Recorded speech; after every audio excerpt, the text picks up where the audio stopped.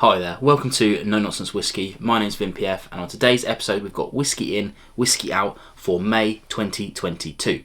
Now this is the video where I simply go through the bottles that I got in this month, have a little chat about those. Unfortunately no reviews because I haven't tried many of them yet, although you'll see this month I couldn't resist one of them at least. And then I'll go through all the bottles I killed this month. Now, you've probably noticed, even though I've only just started recording this is going to be a slightly longer video than usual, because I've got a lot of bottle kills this month, which makes me look quite bad, but I have to say, early on, that most of them were at a very, very, very low level, so don't worry about me, you don't have to send help. And a couple of them were because I had some good friends over, and I also killed off 2 bottles which I'll go through at a festival. So, as always, you can check out below if you don't care about what I got in and you want to see the kills, then you can skip ahead or whatever. It's entirely up to you. There are stamps below. But the first thing I'll do then is get into the bottles I got in this month, and we'll just go straight into it and see what we've actually got. Now, the first one I got was the Henstone Old Dog Corn Liqueur. Now, I of course do these Zoom tastings once a month, especially if you're in the UK. Make sure you go and check out my website to see that. And I did one with Henstone last month, and I bought this just purely because they gave us a discount code, so I got 10% off, and I thought I'd give it a go. It was quite nice on the night. I preferred the whiskey, but I'd already covered the whiskey, so I thought I would just pick this up and see how we get on.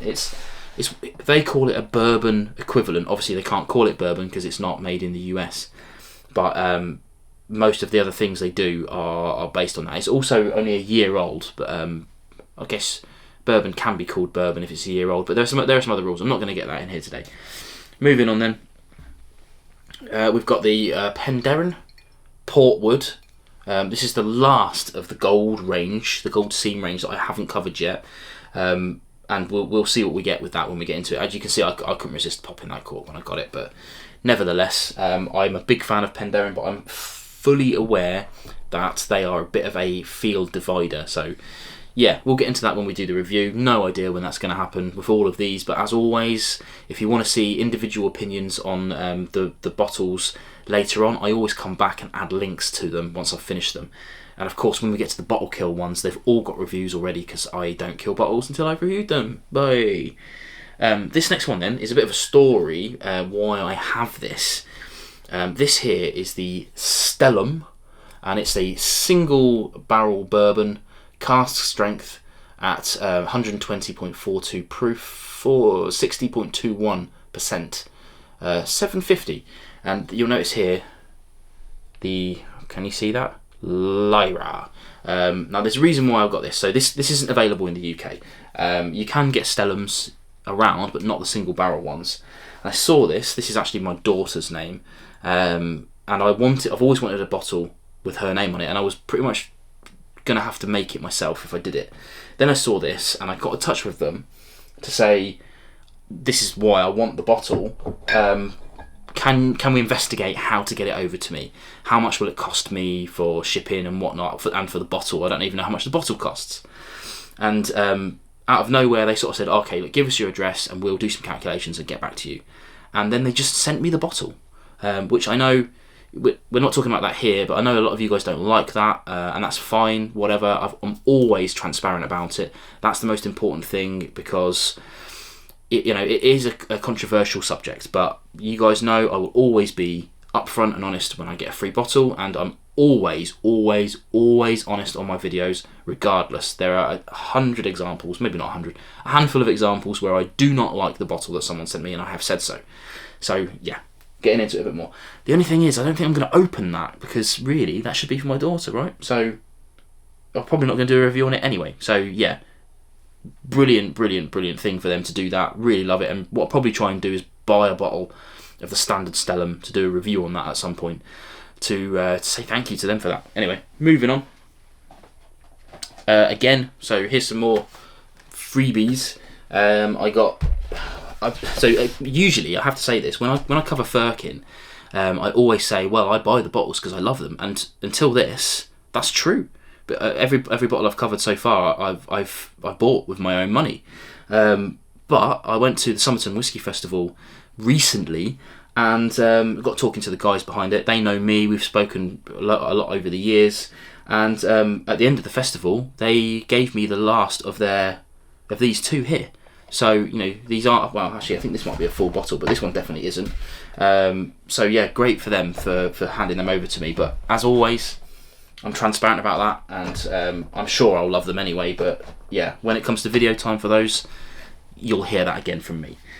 Finally, then, let it not be said that I don't spend my own money, because I do. This here is the Mackmyra Brooks Whiskey DLX. But Vin, I hear you say, didn't you have this last month? Correct, I did have this last month, but that was the DLX 1. This is the DLX 2.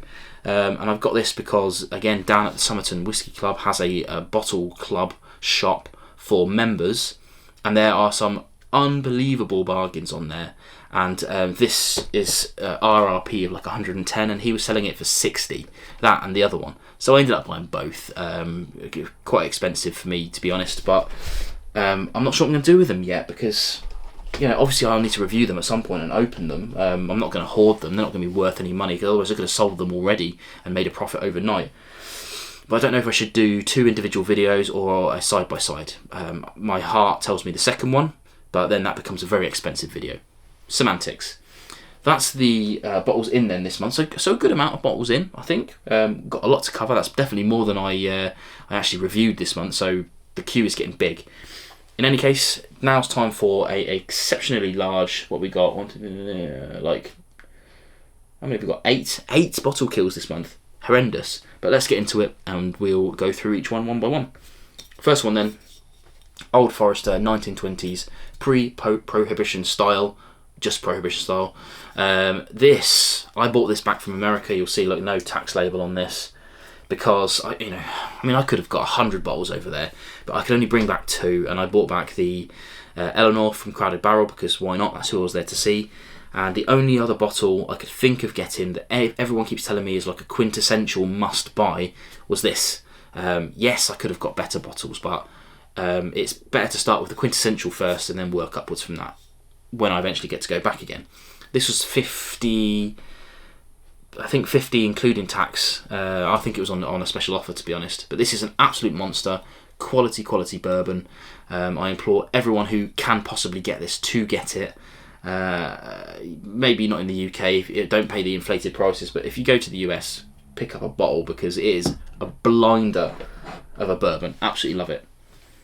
Next up we have the Apogee 12, which is the Bimber Scottish blend. I killed this actually because the cork started getting really loose and it started to really worry me. I didn't think it was going to last, and I have to say I was quite critical of this, but not about the liquid. It's very important that I say that, because the liquid was fine. They sent me this bottle. I'm sure you'll know if you watch the video of that. And this is a good example of one of those bottles that I was very critical of. You know, the liquid inside is fine. Didn't really understand why it was happening. Well, that's not true. I get it, because it's like they're trying to increase revenue so they can build their Dunfermline distillery up in Scotland. But yeah, it didn't really make much sense to me. But the price was too high. That's a fundamental fact about this. Price was too high, and you know, I'm saying that based on the fact I got a free bottle of it. Still happy to finish the bottle, and it did improve as it went down. And it was, you know, they did it to prove that they could blend whiskey, and they definitely can do that. Not interesting enough at its price point. Very clear to say that. If it was sub 50 quid, I think they do a weird thing on their website, going off piece now, but they do a weird thing on their website where they don't add VAT on at the start, which as a UK person is very weird. You know, I know that you're used to that in America where the tax gets added on at the end, but in the UK VAT is nearly always up front unless you're like a business or something like that. So for me, I thought it was a bit misleading to have the price quite cheap on the website and then for it to add shipping on and then VAT, and then it ended up being like 65 quid, which is not a good price. But yeah, anyway, proof of the pudding that I can be critical. Here we have the Heroes and Heretics 48. This is their basic entry-level blend. I happen to, you won't find this information online, but I happen to know it's a mixture of 3 casks of some pretty well-studded distilleries, but for 50 quid, it's not a bad drop at all. And this is exactly what I'm talking about. You know, that's a blend of two whiskies, not even 2 barrels, because it's 2 whiskies, 2 single malts. This is 3 single casks together in small batch, and it's already 15 quid cheaper and better, to be honest. Talking of better, Glenallachie 15. I couldn't leave this alone. To be honest, it was obscene. It was obscene how little I reached past it. I had to hide it from myself in the end because it didn't go down too quickly, but it's so good. Recommended. I mean, I should replace it, and if I wasn't doing the channel, I would replace it, but it's pretty pointless me buying bottles that I've already covered, because I can spend that money on something that I haven't covered and give you some content. But yeah, if I weren't doing this, that would be a mainstay on my shelf for sure, because really good. Okay, moving on then. This is the Mackmyra Big Brother, and this is an old style. They've got new style bottles now, and this is their 9-year-old Kalila PX finish. Stunning, absolutely stunning whiskey. I know a few of you have even tried this. Hopefully you're watching it. But yeah, this is the one that told me that I enjoy the sweet PX mixed in with peat, and it's something that I now kind of look for. Really do need to reconnect with Mackmyra and see what they're doing now, because I haven't had one since. But yeah, really good whiskey. Okay, getting into the realms of the end now, but this is a weird one. This is the Beach Hut Man, which you won't get hold of, because this is a personal private cask of said man. And he sent me this bottle, bless him, for no reason whatsoever. Not like the producers who obviously want to sell bottles. This guy isn't selling bottles, couldn't legally, I don't think. So it was bloody lovely of him to send me a bottle of this. So kudos to him. But this was good. It's only a half litre, so it didn't take me long to finish it. But go and check out my review of that, because it's similar in vein to what I did with my bottling, the Mackmyra No Nonsense whiskey, but mine's peated. Finally then, I'll do these both together, because I went to the Somerton Whiskey Festival, which I know I've been banging on about on videos recently, but I took 2 of my bottles with me. In fact, I took my Mackmyra as well, but I left that with Mackmyra, funny enough. I don't know if they took it home with them or what, but yeah, they had it. And I killed these 2 bottles off and took them back to give you an idea. This is the first time I've killed 2 bottles of this, so that's exciting. And they're both bottle number 32, so they're gone. There you go. So anyone who's collecting those, you've now got 2 less bottles to contend with. But please open them and let me know what you think of these things, because I want to talk about them. And of course, I should say, probably business-like, if you are interested in these, they are still available on Ushki, and there'll be a link in the description below for those. Wow, a bit of a longer video then. What we're on, 13 minutes. Welcome to everyone for the 13th minute. If you made it this far, let me know. But yeah, that's my Whisky In Whisky Out for this month. A heavy month. We've got some interesting stuff coming up in the next couple of weeks for reviews and whatnot. But as I always say, especially for the full bottles you've seen at the back, if there's any you want to see more urgently than others, then let me know, and I'll see what I can do about bumping it up the queue. There you go.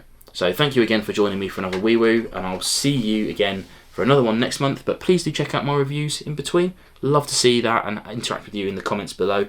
As always, let me know if you've got anything you want to talk about, whiskey related preferably. I just love to have a chat with you down there in the chat box, and have a good old chinwag about whiskey.